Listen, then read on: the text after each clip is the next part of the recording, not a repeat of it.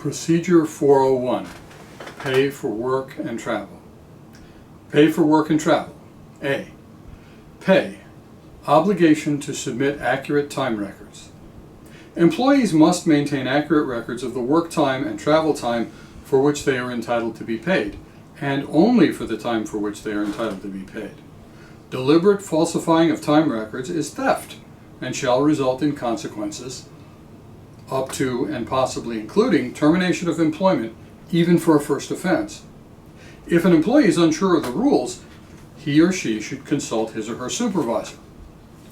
All hourly employees must maintain and submit records of work time and of travel time for which they are to be paid, as described below. B. Records of work time for hourly employees. A. During the workday at the following times, send a text message to your supervisor, to the sales coordinator, Noreen, and to the inventory manager in South Bend, Marina. 1. When beginning work. 2. When stopping work for lunch. 3. When starting work after lunch. 4. When stopping for work at the end of the day. Or 5. At any other times you are stopping or starting work, except for your authorized morning and afternoon breaks of 15 minutes or less. You're being paid for those breaks, there's no need to log them for timekeeping purposes. B. The text message described above should include your name, the time, and a description of the event, such as started work or stopped for lunch. C. If you forget to make the report on time, including a note stating that you were late in reporting and the reason for the late report. For example, you might say, began work about 8:15. I am reporting this late at 10:30 because Sean needed me on the lift immediately and I didn't get down till now. D. Employees are expected to develop the habit of making reports on time. Employees who fail to develop the habit and who repeatedly enter late reports will be subject to discipline, up to and including termination of employment. Records of travel time for hourly employees. A. When the employee is traveling out of town and is entitled to compensation for that travel time, he or she must send a text message to his or her supervisor, to the sales coordinator, Noreen, and to the South Bend inventory manager, Marina. When beginning travel, that is, being in the vehicle with the motor running, and when stopping, other than a stop just for gas or other supplies that takes less than 5 minutes. B. The text message described above should include your name, the time, a description of the location, such as my house or South Bend office or ABC Project Main Street, Des Moines, and whether the travel is starting or stopping. Please do not describe the job as the job. That doesn't help very much. Be sure to include the job name, the city, and the state. C. If you forget to make this report on time, include a note stating that you were late in reporting and the reason for the late report. For example, stopping at motel in Wichita at 9:30 p.m. I am reporting late 11:15 p.m. because I was robbed at gunpoint at 9:31 p.m. and spent 1.5 hours with the police afterwards. Not a bad excuse. D. Pay for work. Employees will be paid at their work rate for A. Time spent actually working for MCI as authorized and directed by a supervisor, and B. For time spent waiting to work at a work site when authorized and directed to appear at the work site at that time. So if you're told to appear at the work site at 9:30 and you appear at 9, you will not be paid for the time between 9 and 9:30. But you will be paid for the time between 9:30 and 10, even if the supervisor doesn't show up till 10, so you can't actually begin work until 10. 2. Employees are not paid for time spent at meals and for time spent at the work site when not authorized and directed to be at the work site by the supervisor.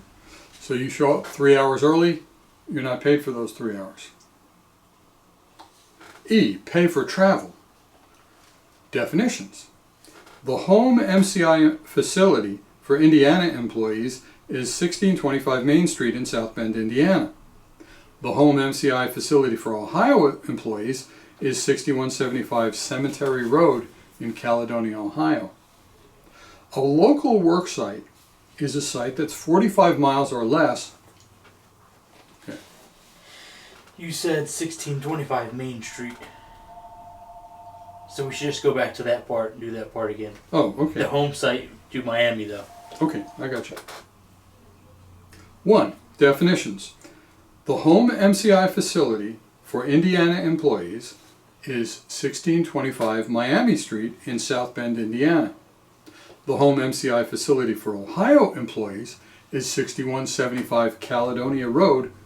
6175 Cemetery Road in Caledonia, Ohio.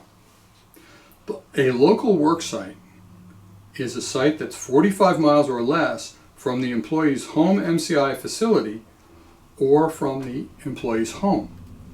The term includes the employee's home MCI facility itself. So that's a local work when you're working at the home facility. A motel is any motel or other living accommodation provided by MCI for the employee while traveling on MCI business. A non-local site is a site that's more than 45 miles from the employee's home and more than 45 miles from the employee's home facility. When in doubt about whether or not the site will be considered local, employees should consult their supervisors. Number 2, pay for local travel. Employees will not be paid for travel between the employee's home and a local work site, but will be paid for travel between local work sites. 3. Pay for non-local travel. A. Employees assigned to work at a non-local work site will be paid for travel as follows. 1. Between the employee's home and the non-local work site or motel, except when the employee stops at his or her local MCI facility, in which case the employee will only be paid for travel between the local MCI facility and the non-local work site or motel. So, for example, employees A and B both live 300 miles from the work site and 50 miles from the local MCI facility in Caledonia. Employee A travels directly to the work site and is paid for all his travel time. Employee B travels to Caledonia and is not paid for that travel. He then travels from Caledonia to the work site and is paid for that travel time. Number 2, between the motel and the non-local work site if the distance is more than 45 miles. For example, one day employee A stays in a motel 40 miles from the job site. She is not paid for the time traveling to the work site the next morning. It's considered her commute to work. Employee B stays in a motel 50 miles from the work site. He is paid for travel to the work site the next morning. Number 3, between two non-local work sites. So if you're working in St. Louis one day and then you drive to Des Moines in the middle of the day to start another job, you're paid for that travel, of course. B, employees assigned to work at a non-local work site will not be paid for travel, 1, between the work site and a restaurant, except when the trip to the restaurant is part of travel done for work purposes, such as paid travel between work sites or paid travel between a home MCI facility and a job site. So you work here, you decide to travel to a restaurant by going there and then coming back to the work site, not paid. But you finish up the job and on your way to the other job you decide to stop for dinner and then you continue on, you're paid both for the travel from the work site to the restaurant and from the restaurant to the other work site. And you also will not be paid for travel between a work site and a motel if the distance is 45 miles or less. So if you're going back to the motel after work and it's 10 minutes away, you can sign out at the work site rather than at the motel. Employees assigned to work at a non-local work site will not be paid for time spent on personal errands or shopping unrelated to the job. For example, if an employee stops traveling to do grocery shopping or sightseeing, he or she must not request payment for that time. And that is Pay for Work and Travel, Procedure 401.